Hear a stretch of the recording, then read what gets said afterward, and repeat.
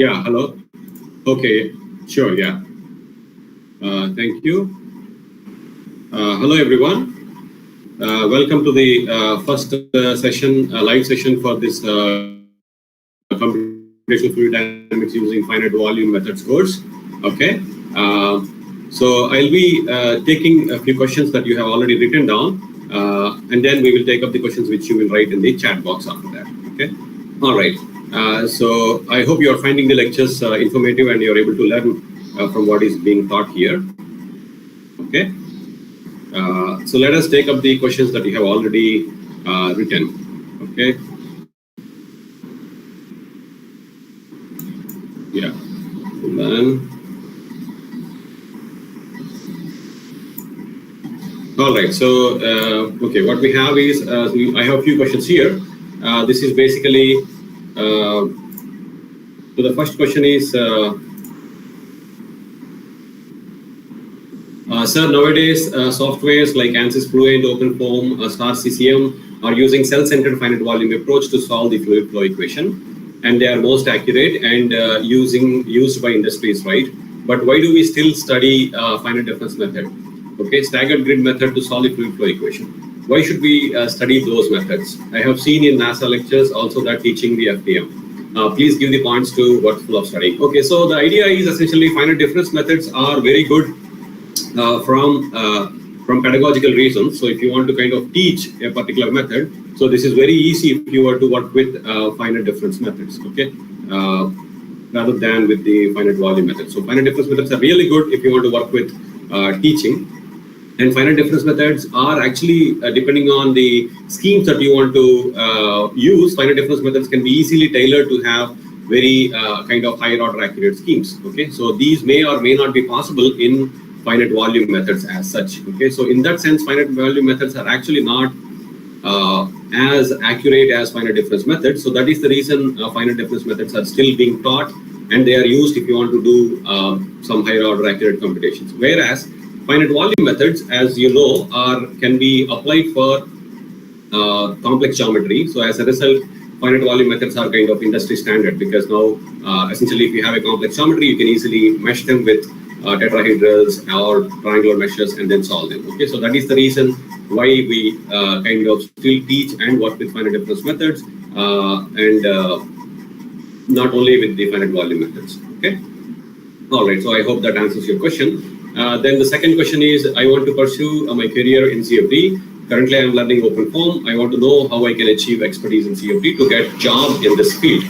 What are the skills needed to be a good CFD? Well, very good. I'm happy to note that you want to have a career in CFD. Learning OpenFOAM is a very good start. So you can probably work on some of the tutorial cases that OpenFOAM has. Well, essentially, if you want to get expertise, it only comes through learning a CFD course and maybe writing few codes. Okay, so we will be doing some code writing in this as part of the course, and the remaining things probably you can learn from OpenFOAM. I think that should be kind of good enough, but essentially there is no end to it. Essentially, all these things are kind of keep progressing. So I think one day you'll become expert. Once you start using OpenFOAM, or once you start learning all the methods, I think you'll hopefully be able to learn those things. Okay. Then, sir, in the work done equation from lecture 3, can you please explain how you contracted the second part in the right hand side? Okay, so basically we are talking about the energy equation. So he has a question related to how did we basically contract the second part. Okay, so in the RHS. So if you remember in the energy equation, what we have is we have written we have terms like tau ij dou ui by dou xj, right? So we have used a kind of a contraction of the tensor, right? And this is coming by using the summation rule, right? So if you have a repeated index, then you basically have to write the summation. So basically what we have is if you have tau xy partial u by partial y, and you have a repeated index of I and I here and j here. Okay, similarly we can write this as tau xz partial u by partial z and so on. Okay, basically you can modify I to, or you can assign I to vary from XYZ. Similarly, J to vary from XYZ. And this repeated index IJ is basically tells you that you have to sum them. Okay, that is how we got into this contraction of on the term on the right hand side. Okay. All right. Then the next question that is already asked in the questionnaire is basically explain the concept of one-way and two-way coordinates. If we approximate a space as one-way coordinate, will backward difference scheme give more accurate results than forward difference scheme and central difference schemes? Okay. So, this one-way and two-way coordinates is kind of I think probably introduced in some of the textbooks, but I think it's there in the book by the Patankar. The accuracy of both the forward difference and backward difference would be the same, right? Because both of them are of the same order of accuracy, right? Whereas the central difference scheme is slightly higher order accurate. Okay, it's like second order accurate. We will learn about this order of accuracy of the schemes in the coming lectures. Okay, but even what kind of scheme you have to use will be kind of dictated by what kind of terms you want to solve. For example, later on we will be looking at if you have a convection term, then we will see that depending on the direction of the convection, depending on the direction of the flow, we have to either use a upwind difference scheme or a downward difference scheme, right? So basically, we have to always use an upwind difference scheme where the flow is coming from, because that is where the information is. So we will look at these kind of schemes later on in the course. Okay. Now, if you come to let's say the diffusion terms, then using central difference schemes is correct, and it's much more accurate because you are not biasing your stencil to either side of the mesh. Okay, so these we will learn in the coming lectures. Well, the next one is a very general question. What is the future scope for CFT? The future scope for CFT is of course very bright because as we move on to the next level of parallel computations, then you can actually solve many of the problems using computational fluid dynamics. Okay, so essentially you can think of having a numerical wind tunnel which can be set up using CFT, and that will give you kind of results which you would actually get from an experiment. Okay, so in that sense, I would see the future for CFT as very bright. Right. Then moving on to the next question, sir, what is the exact reason that we are not able to find out the solution for Navier-Stokes till now? I would like to know in brief, and what is the modern role of deep learning and artificial intelligence in CFT? Well, the Navier-Stokes equations are highly nonlinear and coupled. So essentially, what you have a system of partial differential equations that are coupled as well as nonlinear, and that is the reason why you cannot find an exact solution to this for all the problems that you have. Rather, if you kind of simplify them, then you can find solutions to Navier-Stokes equations. For example, the Couette flow, the Poiseuille flow that you have studied, you can, under some certain simplified assumptions, you can actually find exact solutions to that. Okay, so that is the reason why it is very difficult to find exact solution to Navier-Stokes equations. Okay, because the equations that we have are partial differential equations; they are coupled and they are nonlinear. So.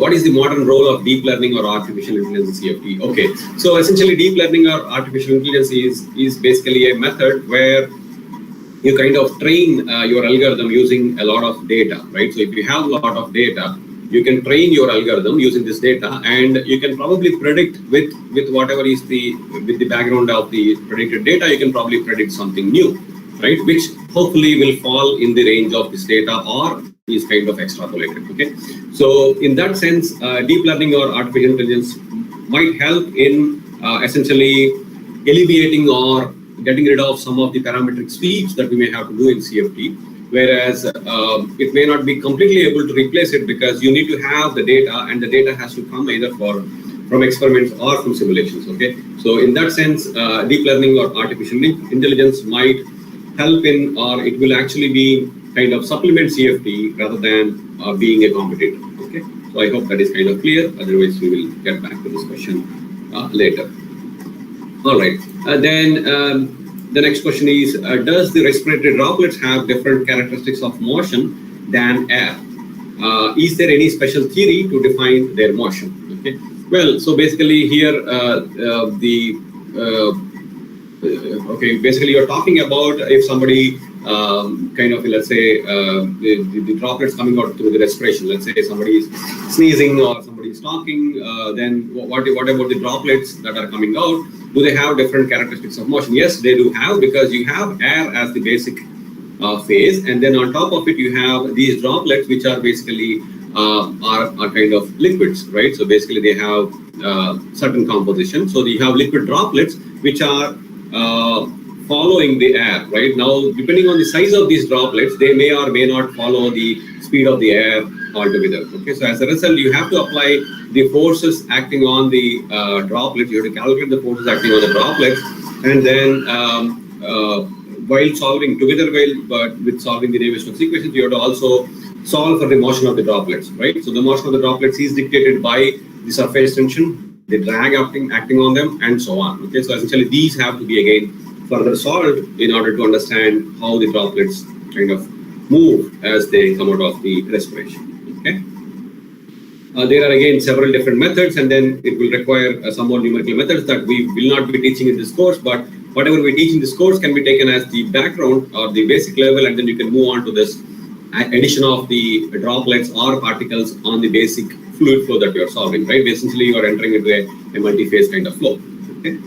Okay. The next question is, my question is, just like conservation of momentum is Newton's second law, right? Should be careful here. Okay, Newton's second law, and conservation of energy is first law of thermodynamics. Under which law does conservation of mass fall? Okay, essentially, these are a couple of different names, that's all. So essentially, you have conservation of mass, conservation of momentum, and conservation of energy. The names that are given are, of course, Newton's second law is nothing but the conservation of momentum. So there is no special name for conservation of mass that is like this. But of course, you can call conservation of mass also as, let's say, if you have an incompressible flow, you can call the conservation of mass as also as the continuity equation. So if you are looking for just a different name, I can give you a different name, that is the continuity equation. So basically what it tells you is your density is constant, so as a result your partial rho partial t is 0, and then your density is constant, so density can be taken out of the gradient term, right, the divergence term, and all you have is basically del dot u bar equals 0, right, for from the conservation of mass, and this is basically tells you that the velocity field is continuous. Okay, that is why the name continuity equation. All right, but otherwise there is no other name like Newton's second law for conservation of momentum. There is nothing else for conservation of mass. Okay, these are the basic laws. So if you were to call it with a different name, then that is fine. Okay. Okay. Now, what are the impacts of mathematical analytical tools like machine learning in the field of CFD? What is the current status regarding the same? Well, so machine learning is certainly right now is pursued is kind of a hot topic. It is being pursued in a lot of different areas, ranging from day-to-day life to computational fluid dynamics to everything. Machine learning, of course, also has penetrated into the field of CFD very much.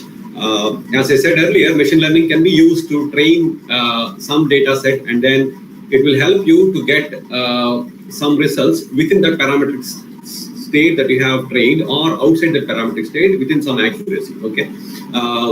What is the current status? Well, I don't know exactly what is the current status, but what I can tell you is you have to kind of couple a machine learning data to a lot of results that you get from CFD. So let's say by running CFD codes, you will get a lot of data, right? You have basically so many runs. You have run 1, run 2, and so on. And then using all these runs, you will use some kind of a machine learning algorithm. You will train the data, and then you will probably be able to get the result for a particular set of parameters. Okay, that is what probably machine learning can tell you. Now, it can probably, you can think of it like a RANS model, right? If you have a RANS model, you have several coefficients, and some of these coefficients can be fine-tuned by looking at several, by running different cases, and then you can probably get a good value for the coefficient of the RANS models. Okay.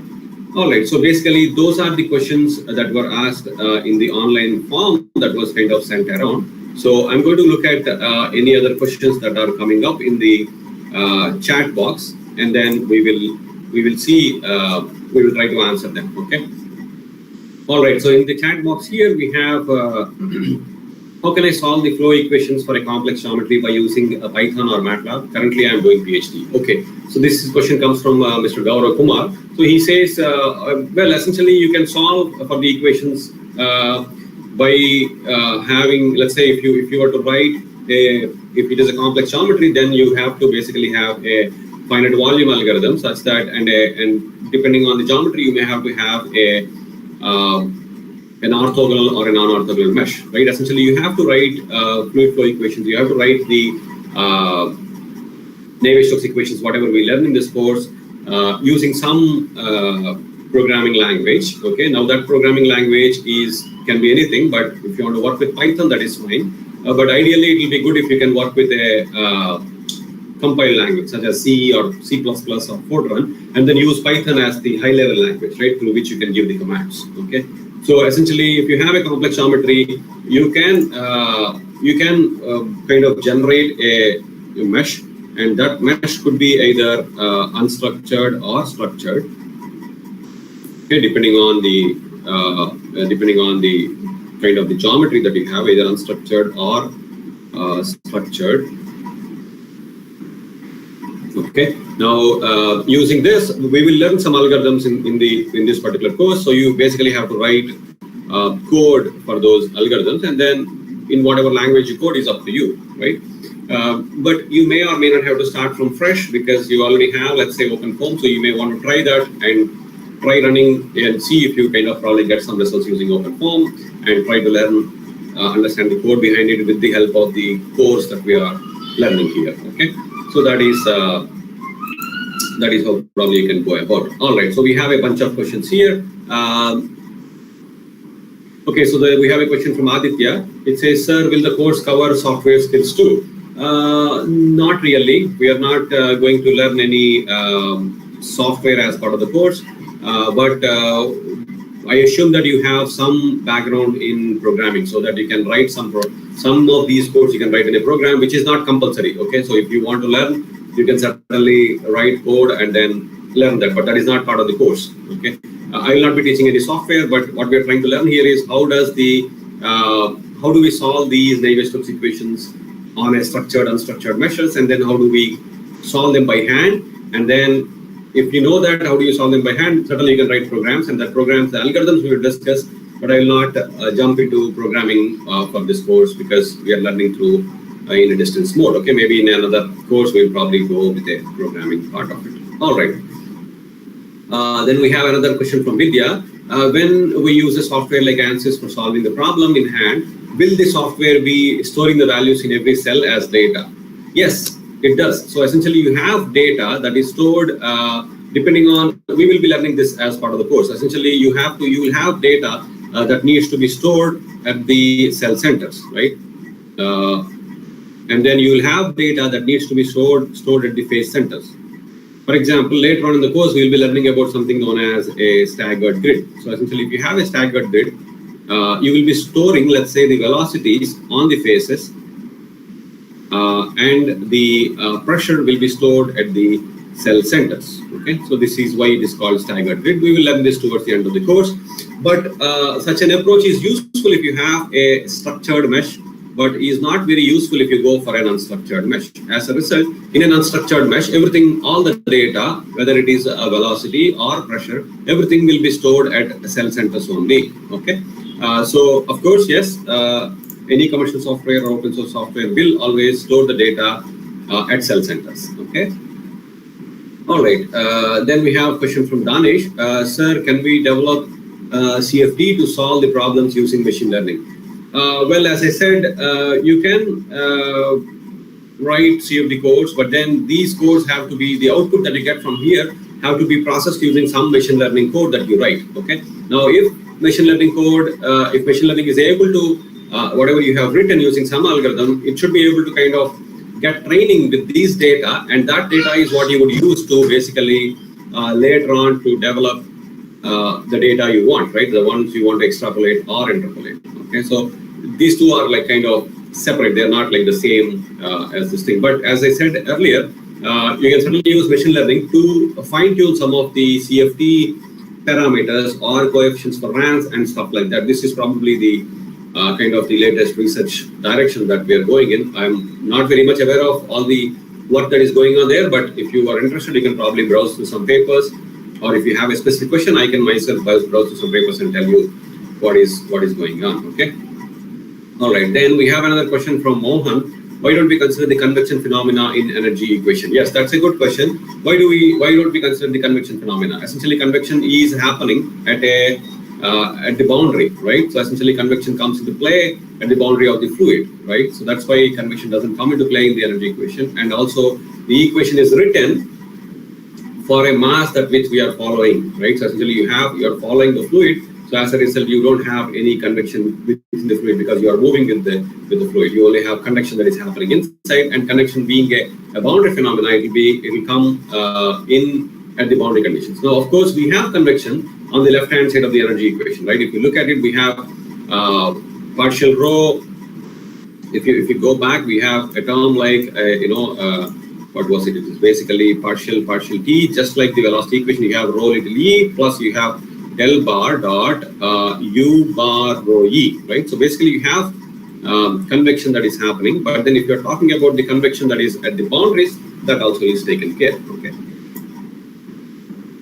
All right, then the next question we have is from Rohit. It is which programming language is best for CFD? Well, I don't know. There is nothing probably called best.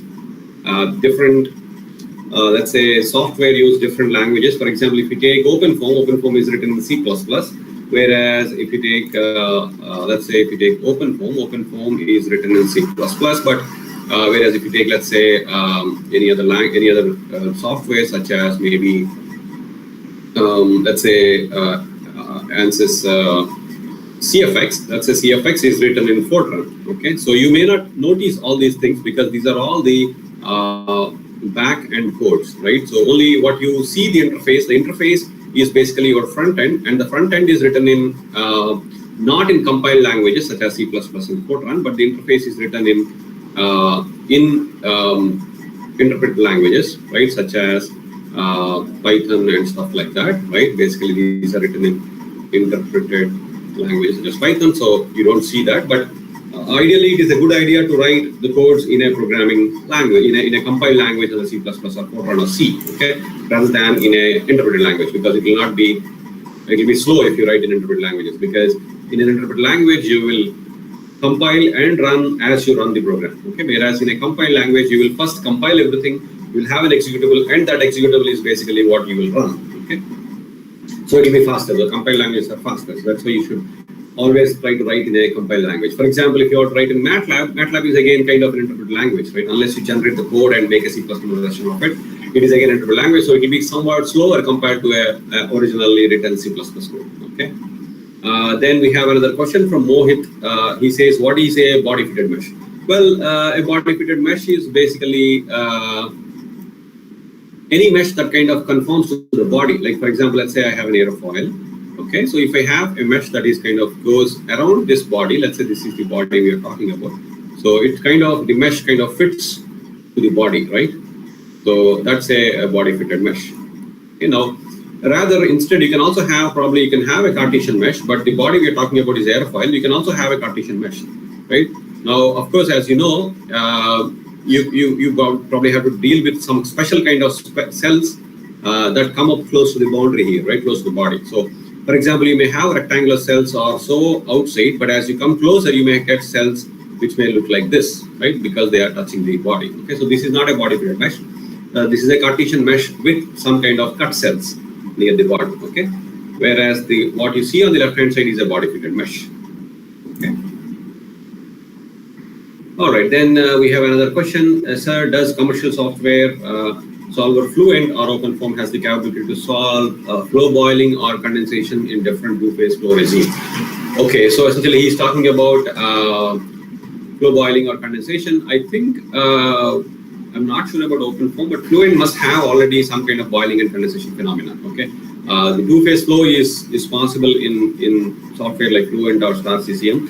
OpenFOAM also, it must be possible. I'm not very much aware of it. Maybe you can look into the corresponding documentation and see, but it is certainly possible. Flow boiling as well as condensation is possible. You basically have additional equations, okay, which will track the volume of fluid and the mass of the fluid that is becoming evaporated and stuff like that. Okay.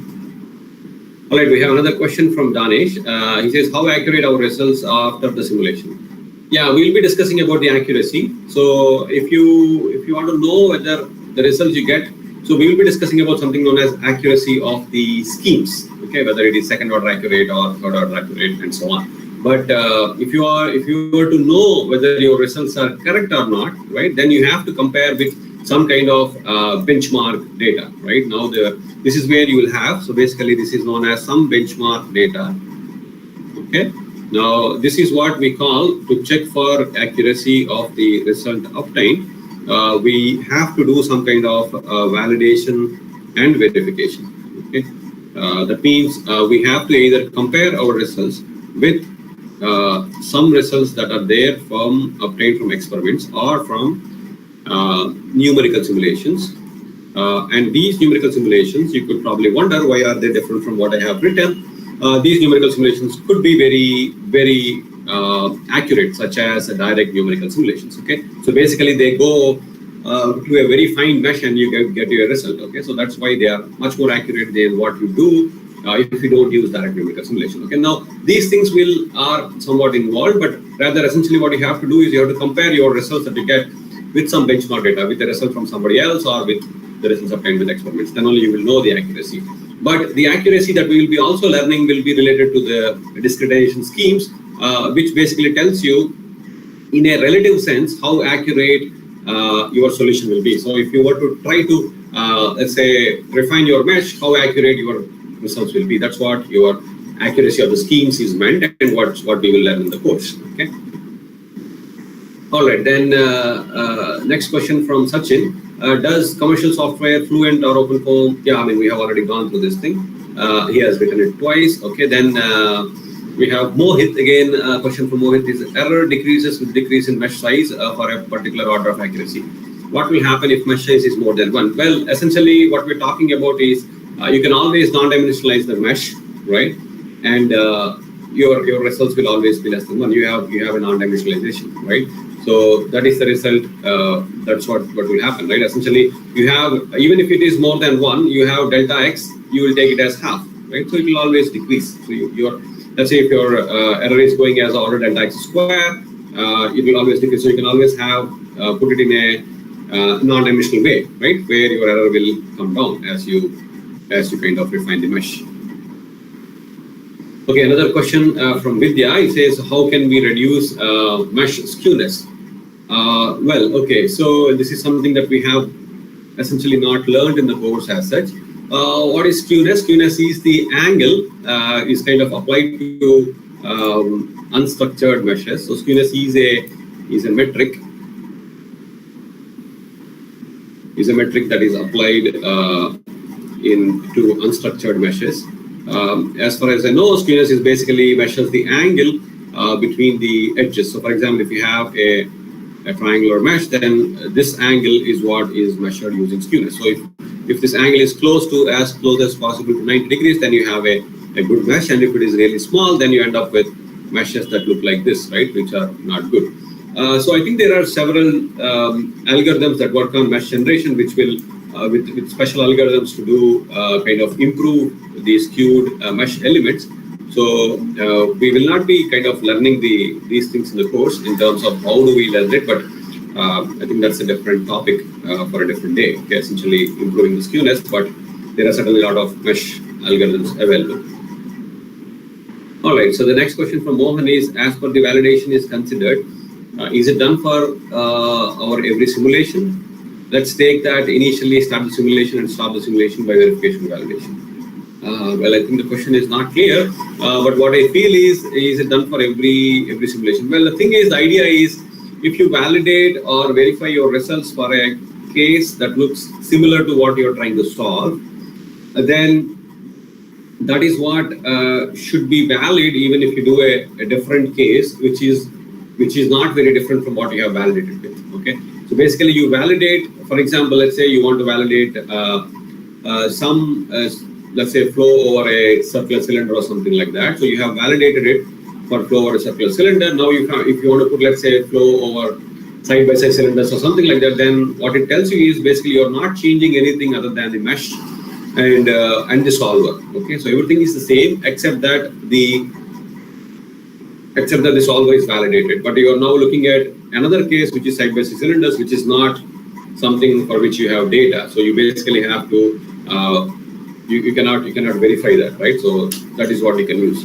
Okay, he types again. My exact question is, do we have to do experiment for validation for every simulation as the enhancement in tool? No, I don't think so. You don't have to do experiment for every case. If there is a validation, I think there are already a large set of validation verification data available on the let's say in the open literature, so you can pick up any experiment or a standard database simulation, and you can kind of compare your results with that, right? But you don't have to do, for example, as I said, you can verify your results for a flow over a single cylinder, and then if you want to do flow over side-by-side cylinders, you can probably do it without validation, because you have already validated the solver and the numerical solver and the mesh, everything for one case, and you are not changing anything except for the geometry or the mesh of the problem. Okay.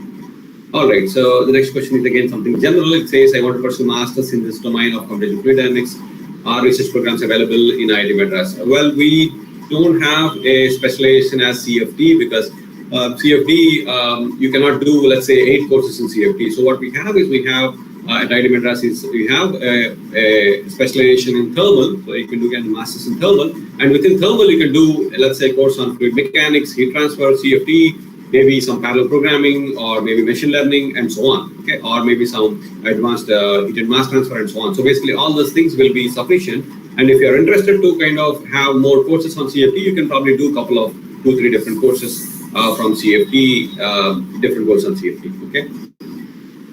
All right. Then we have another question. Sir, please give basic idea about finite element method. Well, we won't be learning as such about finite element method, but what finite element method does is, basic idea is, you basically construct a, you basically have elements. So just like what we have for finite difference and finite volume, just like finite volume, you have elements that you can construct.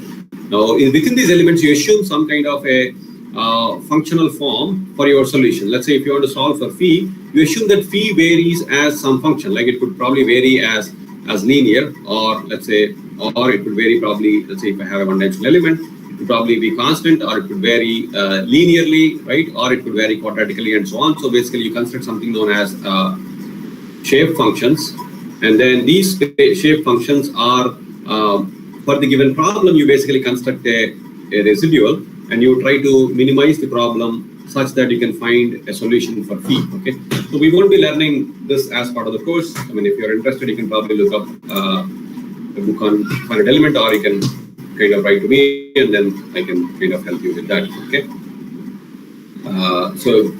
But eventually, finite element methods also will suffer from the same kind of problems or issues that we will see in finite volume method or finite difference method. For example, we will later on in the course, we will run into pressure velocity coupling and so on. Now, these things are will also pop up in finite element method. You know, your pressure velocity getting coupled, and then as a result, you will run into difficulties and all those things. Okay.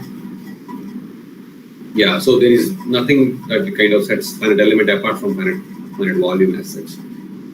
Okay. Then we have another question from Danish. It says, sir, already I am learning finite difference method. I have a doubt on that. What is the difference between finite volume method and finite difference method? I think this we have covered in the initial lectures, right? In the finite difference method is basically you don't have this integration step, right? So essentially, you take the PDE, right? So in a finite difference method, what you do is you take the PDE, and then you substitute for the derivatives. For example, if it is partial phi, partial x, partial square phi, partial x square, and so on, you directly substitute this using the finite difference schemes, right? That is what we do, and eventually you get basically a linear algebraic expression. Now, whereas in finite volume method, what we do is we basically have these finite volumes, and the first step you do is integrate the PDE on the finite volume, right? And you obtain an integrated equation. Now, as we have integrated, all the derivatives that we had in the original problem, they would become one order lesser, right? They would become one order less, and as a result, now whatever the differences you get, for those you basically have to introduce a profile assumption. Essentially, how does phi vary within the element, within the volume, and then solve for this, like what we have learned in the course. Okay, So because of this type of integration, essentially we are introducing a volume, and this volume need not be something that is similar to the finite difference method. For example, these volumes can be of any shape. As a result, finite volume method is a kind of amenable for unstructured meshes, right? Whereas finite difference method is, because you always need to have some kind of indices I, J, K, which will only help you go in I plus 1, I minus 1, and so on, okay? All right, so that is the basic difference between finite difference and finite volume methods. Okay, so we have more questions here coming up from Gaurav. It says, you are the most experienced and learned person of CFD in India. I don't think so. Okay, thank you for your comment anyway. I have met IIT Delhi professor, but they are not like you. Thanks for the lectures. Okay, I'm happy to note that, but I think everybody has their own strengths and weaknesses. Thank you for your comment, Gaurav. And other question is Aravind, from Mr. Aravind. He says, how do we add uncertainties and randomness in CFD problems? Where the inputs have an element of uncertainty. Yes, this is, I think, a very good question. Certainly, if you work with, let's say, turbulent flows or transitional flows, there is an uncertainty, right? Especially when you try to compare your results, let's say, with an experiment. Okay, so basically, if you have an experiment, in an experiment, you know that whenever you perform some experiment, you basically have some background noise, right? For example, there could be a fan that could be running in the background, or there could be some other engine that is kind of sitting beside and stuff like that. So there is a background noise that is always there, which will make whatever is the flow you are solving to be kind of transition into turbulence or something like that, right? Now, this is where the main problem comes in. Now, if you are doing a numerical simulation, then how do you introduce, because you don't have these noise sources, right? So you don't have these noise sources. So how do you introduce this thing? So that is where basically you will add the turbulence intensity, right, or some kind of fluctuations within the flow, and these fluctuations are kind of similar to what is the background noise you have. So these can be again fluctuations to add it to the fluid, or they can be even acoustic fluctuations and so on. Okay. Now, of course, if you were to kind of address, you basically have to do some kind of uncertainty quantification, right? What they call as UQ. Okay, so that's what we should kind of do, which is basically beyond the scope of this particular course. But I think whatever you learn in the course will help you understand in terms of how do you add randomness and things like that into the CFD problems. Okay. All right. So I hope that answers your question. Then next question is from Mohan. He says, I read in some article that CFD using meshless domain. Please correct me if I'm wrong. No, I think. Is there any other live stream in future? Yes, I mean, we will have another live stream. We'll have many live streams, I think once per month or a little more regularly if it is required. I would be happy to answer your questions and help you understand, the course better. And yes, there are meshless methods, but they also have their own limitations, okay? So I'm not very much expert on meshless methods as such, but even meshless methods, what they basically work with is, if I am not wrong, what they work with is they basically work with a cloud of points. Okay, so we say that there is no mesh, okay, when you say meshless, but then you certainly have to store data somewhere, right? So as a result, what you have is they basically work with some set of points. Now, this is nothing but similar to your finite volume. This is basically some kind of an unstructured mesh, right? You have some kind of cloud of points, and unlike the finite difference method, they are you don't connect them, but then essentially every point would be kind of has some kind of a neighboring points, and using these neighbors you will make the stencils, okay? And that is how you kind of introduce or convert the partial differential equation into an algebraic differential equation, okay? So that is kind of very briefly about the meshless methods, okay? Yeah, probably you have to look up more if you want to know about it. Okay, I think those are the questions. I'm just waiting for more questions. I hope I have kind of covered all the questions here.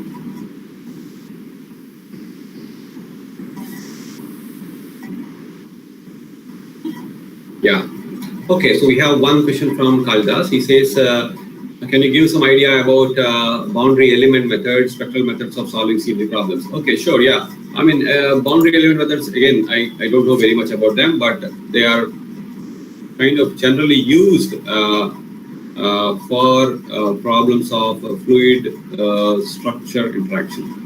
So if you have fluid structure interaction, then they basically use something known as boundary element method. I'm not very much aware of what they do as such, but I know that if you have these kind of problems, then it is used. Then what is the other one? The other one is basically spectral methods. So spectral methods are spectral methods are very accurate. Okay, these are, I mean, their order of accuracy is like kind of infinite. Okay, so because you can get down your errors all the way to 10 power minus 18 or smaller. Okay, so spectral methods kind of work with something known as the exact solution kind of thing. So spectral methods are very accurate, but the thing is, these are only applicable for where you have a periodic domain or you have an infinite domain and things like that. As a result, they are not applicable for regular or complex geometry. So as a result, spectral methods are again like finite difference methods, but of course it's very large, very good accuracy because you can minimize the error by looking at the kind of something known as the collocation points. Okay, so you assume that your grid passes through some collocation points. Essentially, if you fit some kind of polynomial, wherever it passes the origin, that is where you put these collocation points. As a result, you cannot kind of control the mesh density. And but they are again work on only on kind of structured meshes or structured grids. Okay, and then you still have to have some kind of periodic domain and things. As a result, spectral methods are very accurate if you want to solve, let's say, DNS kind of problems. Like if you want to simulate something, use direct language simulation, you can use spectral method, but then they are not very applicable when you want to do, let's say, for complex geometry. They have their own limitations. Okay, but from teaching perspective, spectral methods are really good from teaching and application perspective. All right, then what we have is, sir, can you please share your mail ID? Well, I mean, it is already there. You can write to me. I think if you put it on the forum, I'll pick it up. You know, if you tell my teaching assistants are actually looking at the forum, and whenever they have difficulty, I'm also stepping in. Yeah. So, well, my mail ID is Anupindi@iitm.ac.in. If you want, you can write to me. But the best thing would be better thing is to probably write to on the forum. Okay, so if you want, you can mail me. That's not a problem. Anupindi at IITM.ac.in. But I think you're already aware of this thing. So, but I suggest you put it on the forum such that we can kind of answer your questions quickly. Okay, because I may not be very quick in replying emails. Okay, to emails because a lot of things are going on. Okay. All right, then we have another question from Gaurav. What are some good sources to study CFD? There are several books which I have kind of highlighted in the introduction of this course. You have the textbook by Versteeg and Malalasekara, right? So basically you have the textbooks by Versteeg and Malalasekara.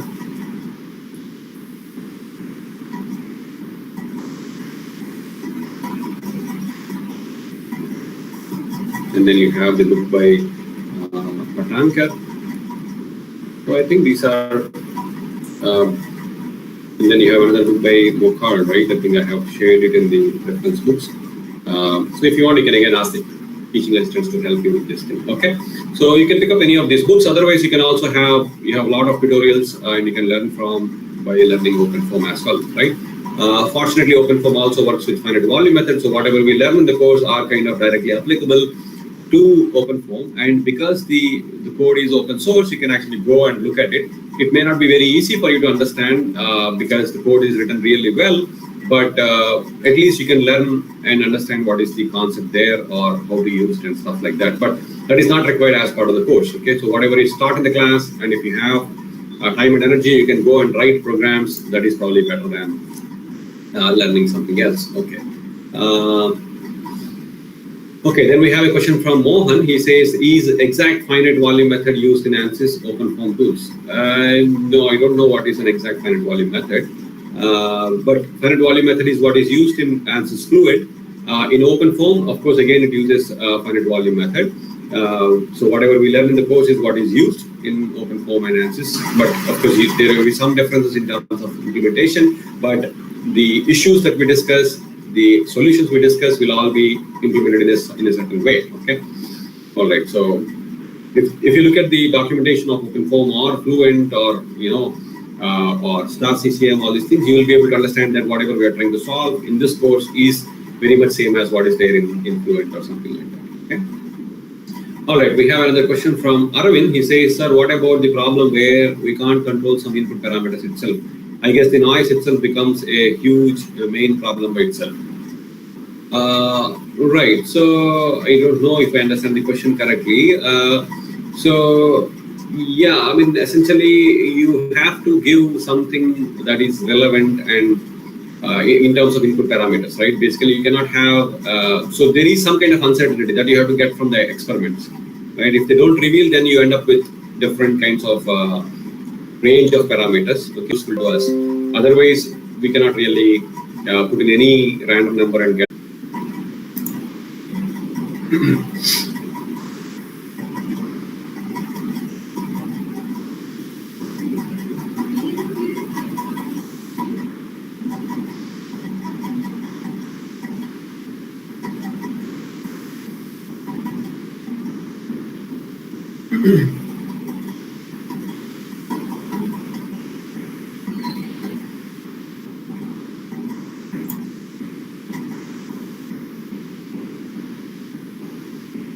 All right, so we have a few questions here. Okay, from Mohan. Says, sir, actually, I started my learning from Cornell University lectures, but they taught by integral form of conservation equation, which is written by Reynolds transport equations. Is it correct?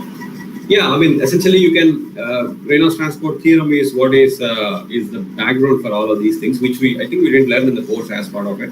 But using the Reynolds transport theorem only, you can convert all the equations that we have from basically using Reynolds transport theorem, right? Basically, this is the Reynolds transport theorem. It helps you basically convert all the physical laws that you have, right, from which are applicable for a system, right, or for a control mass, right?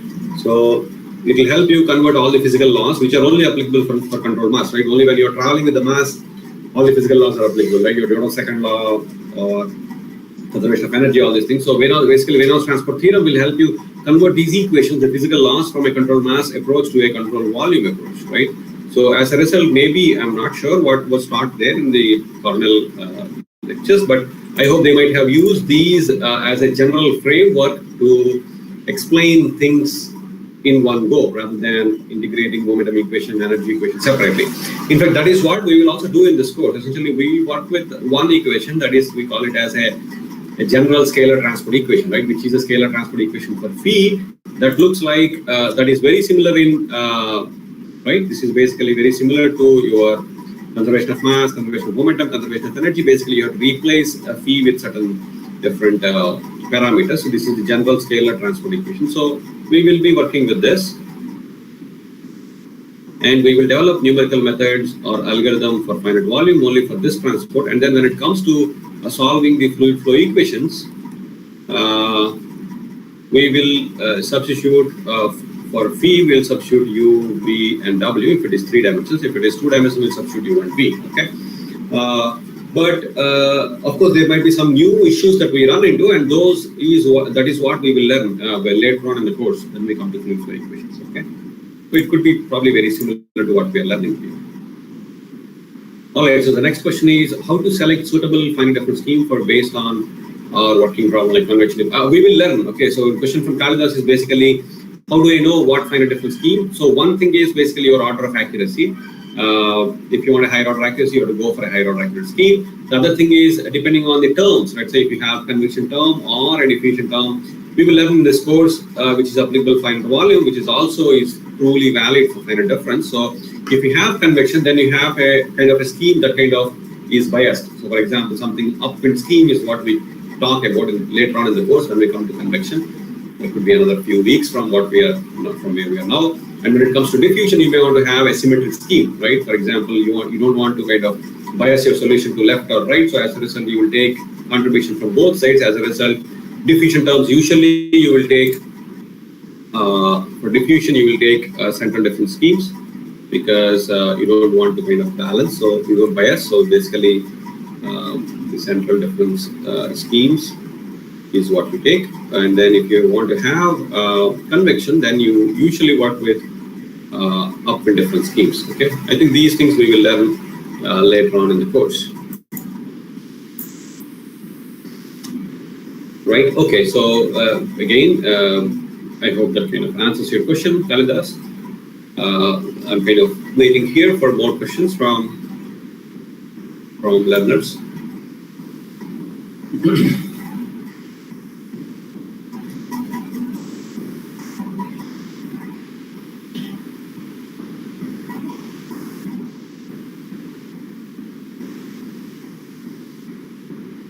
Okay, I hope my answers are somewhat clear to you, and I hope they are kind of justify what you are looking for, or at least point to what you want. If you have more questions, certainly you are welcome to put it on the forum. Okay, so that either me or the teaching assistants can take it up as soon as possible. Thank you. Yeah, no problem. Yeah, any other questions from learners?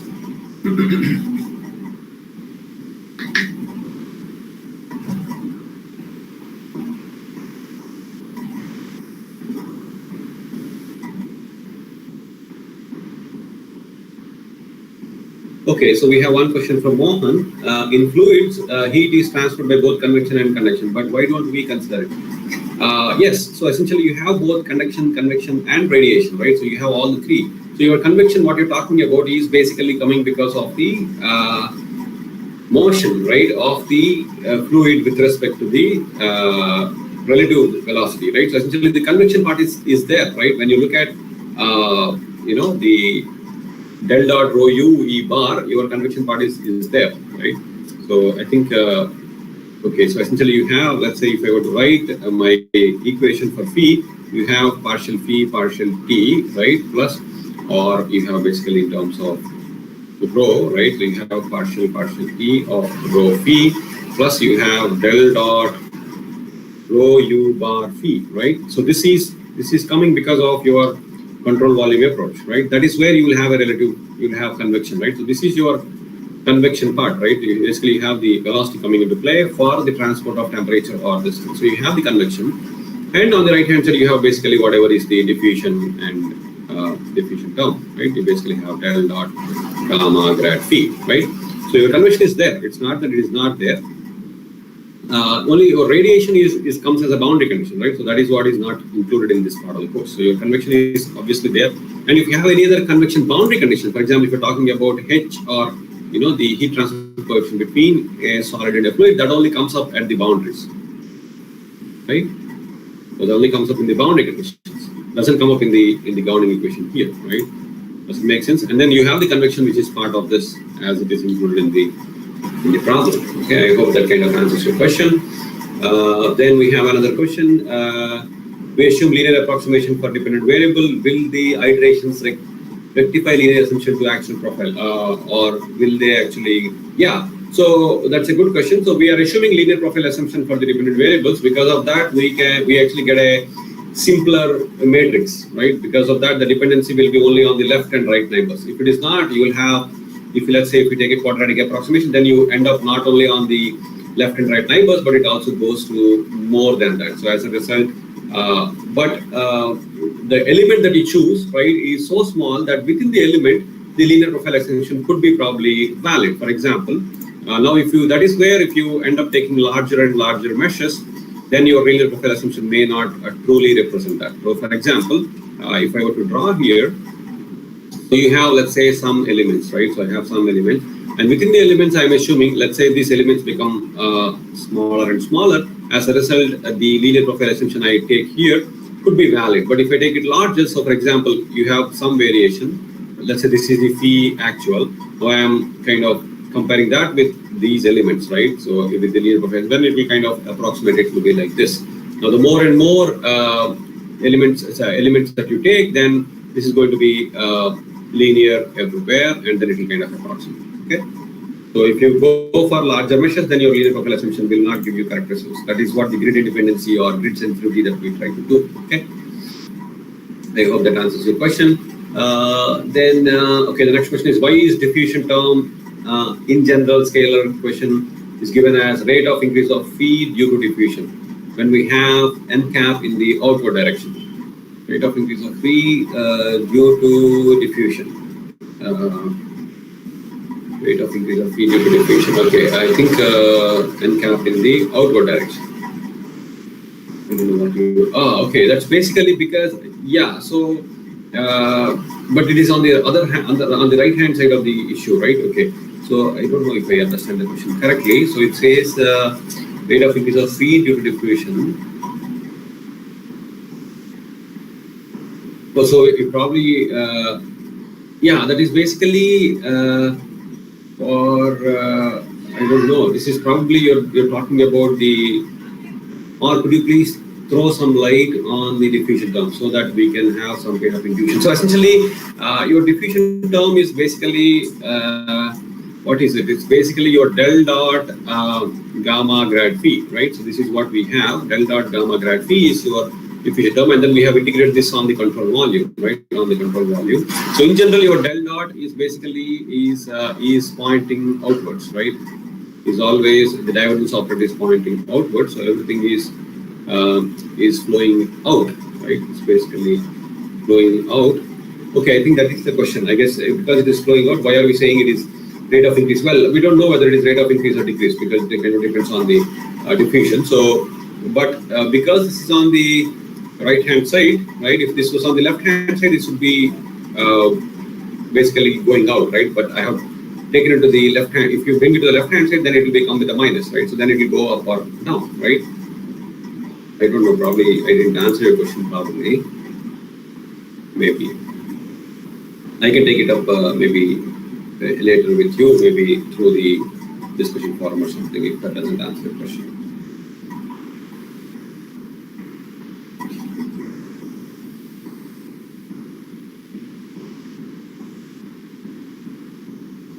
Okay, I'm kind of waiting here for more questions from you.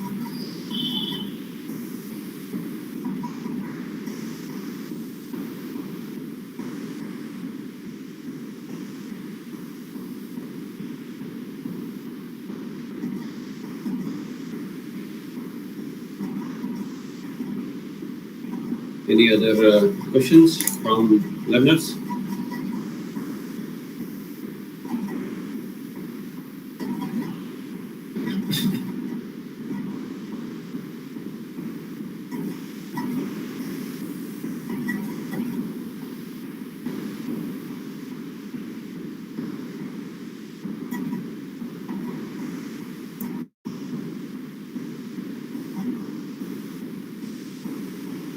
Okay, so what it says is, okay, we have a question here which says, how can we linearize source term?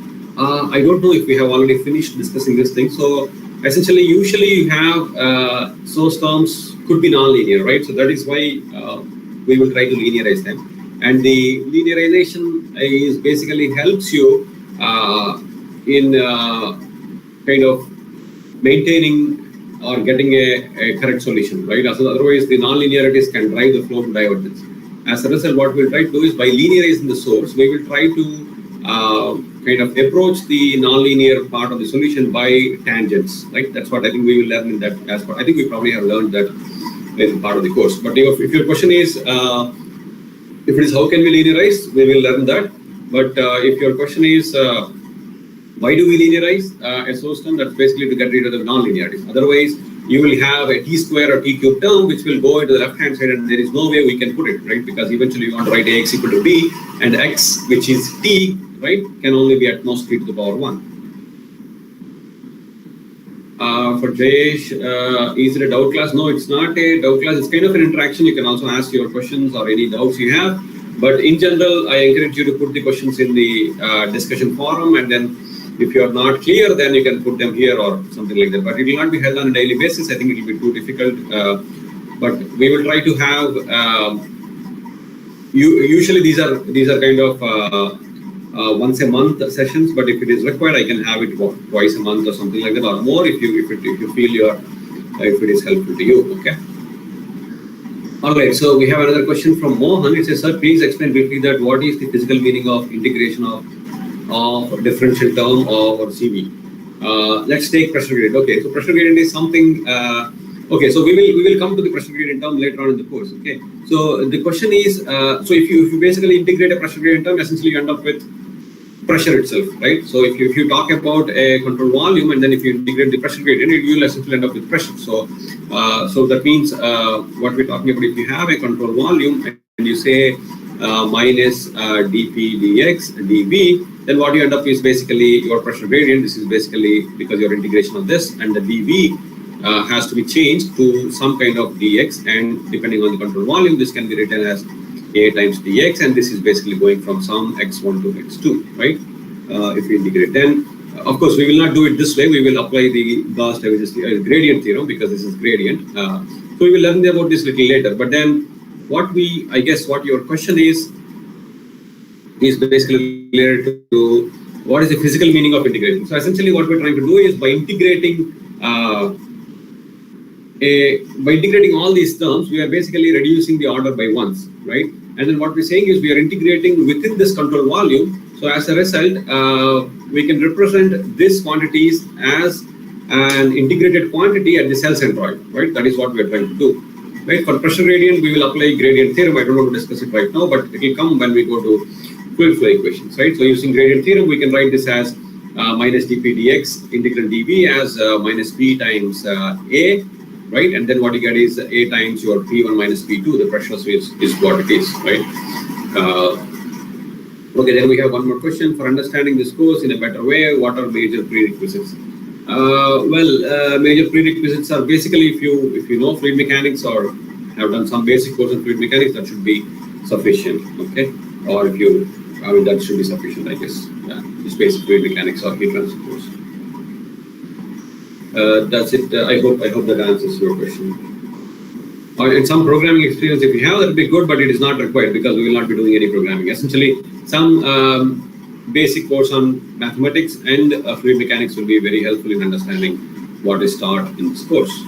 Right? Everything else, I think you can easily pick up.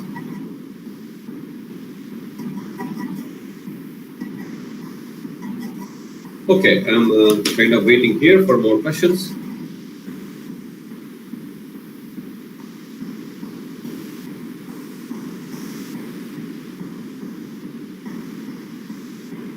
Okay, we have one question from Ananya. Sir, what are the trending recent research in CFD? If I need to do research on this topic, what are the prerequisites? CFD is a very big area, right? It's a very broad area. If you have to do research, I think it depends on kind of where you want to work and whom you want to work with and stuff like that. So CFD is a very broad area, depending on the problem, depending on the, let's say, if it is single phase flow, multi-phase flow, or a particular flow and things like that. So that kind of depends, but I cannot comment on what is the recent research, but the recent research is in several directions, so it's kind of difficult to answer. Again, if you want to do research, there are certainly a lot of open topics that can be explored, okay? But the prerequisites are, you can either learn these things when you enroll for a PhD program or a master's program in your university or in your institute by doing these courses. So those are the prerequisites. Doing a course on CFD or fluid mechanics, as I said, heat and mass transfer or any other course would be would be sufficient. Okay. We have another question from Jayesh. He says, can this course also help to practice CFD with softwares like Converge, OpenFOAM? Unfortunately, we will not teach anything on how to learn this software, but what we try to learn in this course is how these software work, right? Essentially, how does this software solve the equations? How do they integrate and how do they essentially work? That is what we try to learn. Now, you may ask, why should I learn? Well, if you want to implement any of these things on your own, or if you want to make modifications, you should know how these software integrate these equations. That is the reason why we kind of learn this course. But if you want to learn these other software, I don't think that will take a lot of time. Probably if you put in few hours a day, in a couple of weeks, you'll be already good at it. But certainly, as somebody asked, what kind of equations, what kind of schemes you are to use, or what kind of, how do I set up the problem. For these things, you need to kind of know how the physics and the equations are integrated. That is where, or how the equations are discretized. That is where this course comes handy in or helps you in learning these programming in these software such as OpenFOAM or Converge. Okay.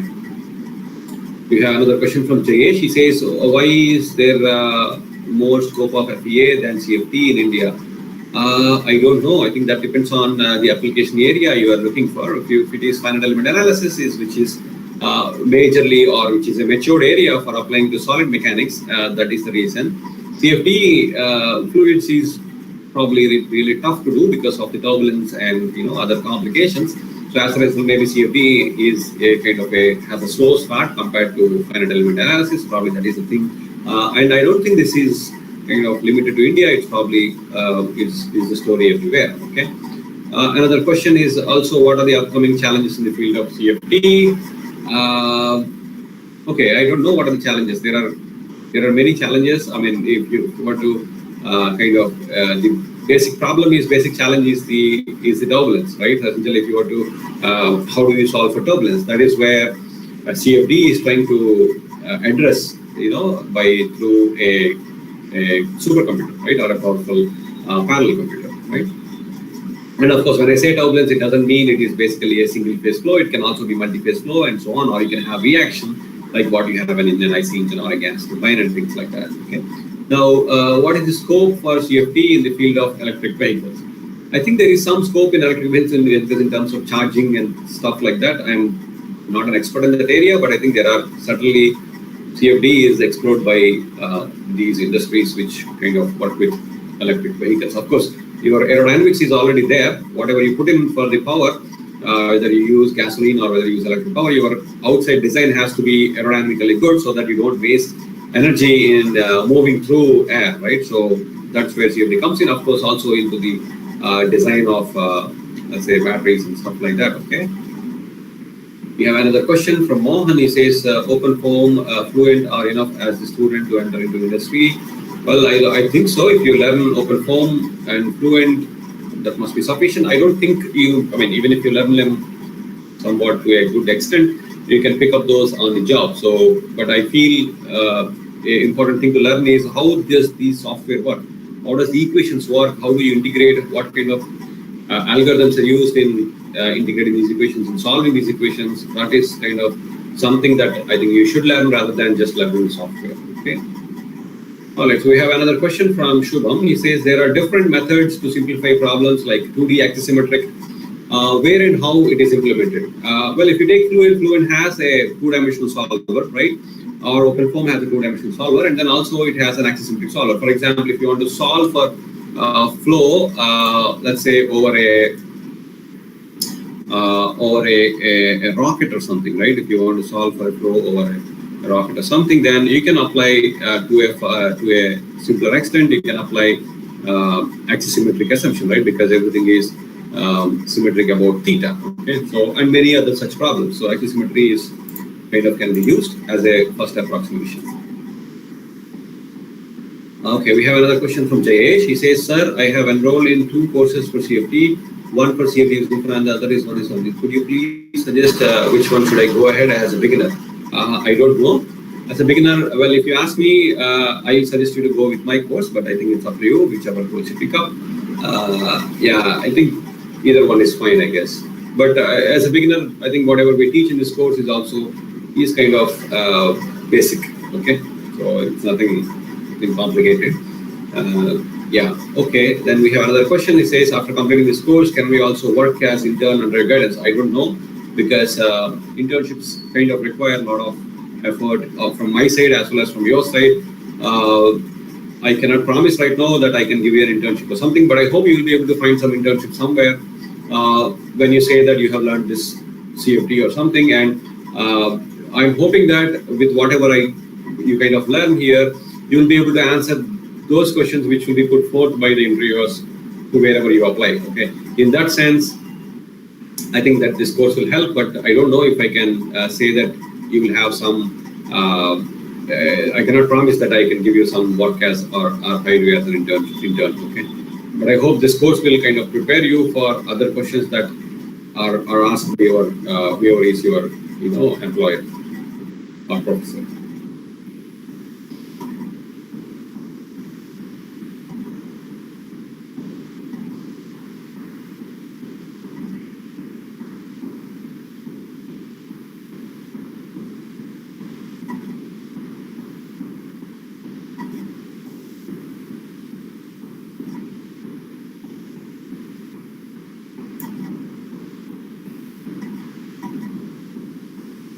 Okay, LinkedIn ID, I think we can easily pick it up. It's there. If you just type my name, you'll get it. Okay. Yeah.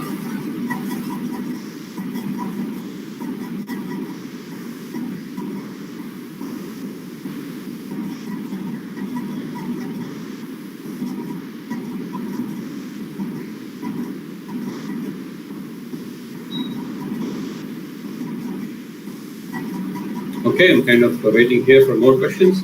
We have already kind of passed been 70 minutes. If there are no more questions, maybe we can call it a day. Thank you very much, Jayesh, for your comment. It's also I'm very glad to interact with all of you. I hope to do it at least once a month or more frequently, depending on the requirement. Okay.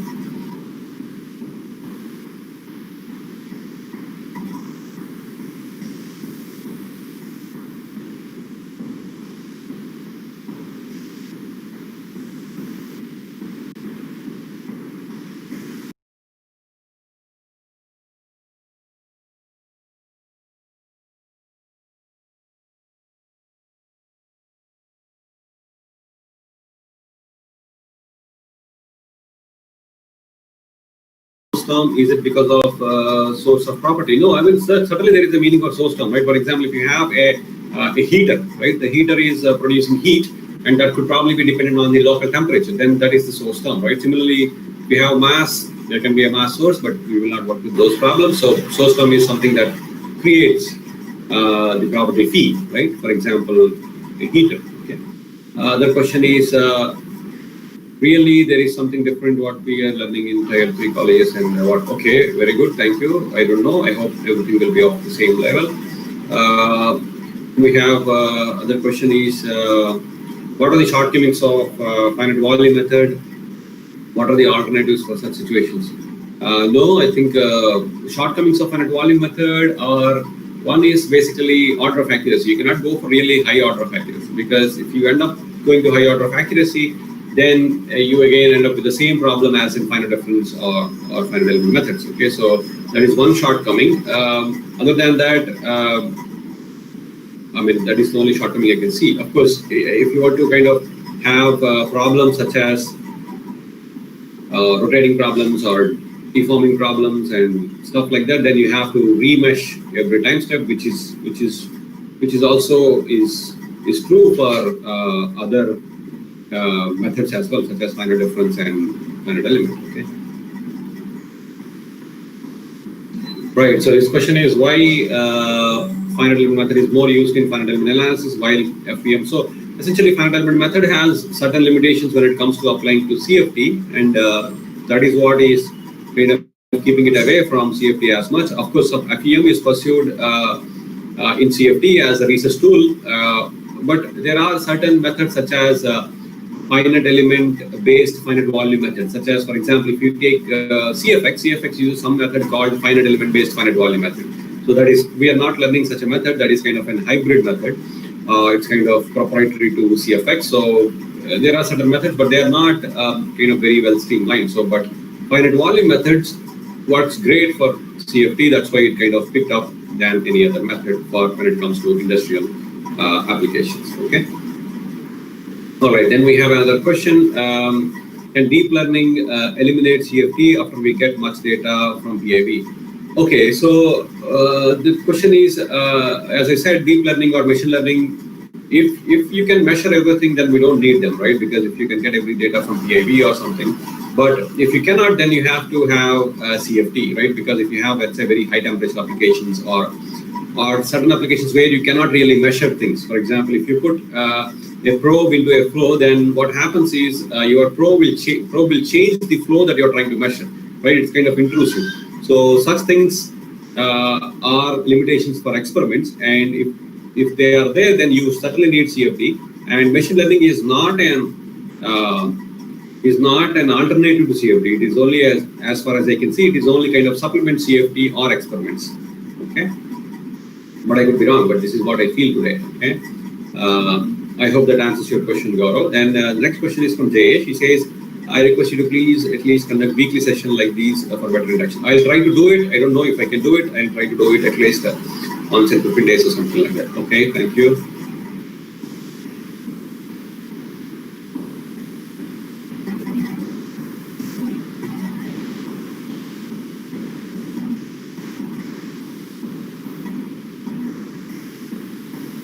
Okay, I think we probably have reached end of the questionnaire. If there are no more questions, I would like to kind of call it a day. Thank you everyone for joining me for this online live for this course. I hope you find it useful, and if you have more questions, please feel free to post them on the discussion forum, and we will meet next time in the NPTEL live. Okay, thank you very much. Have a nice evening. Bye.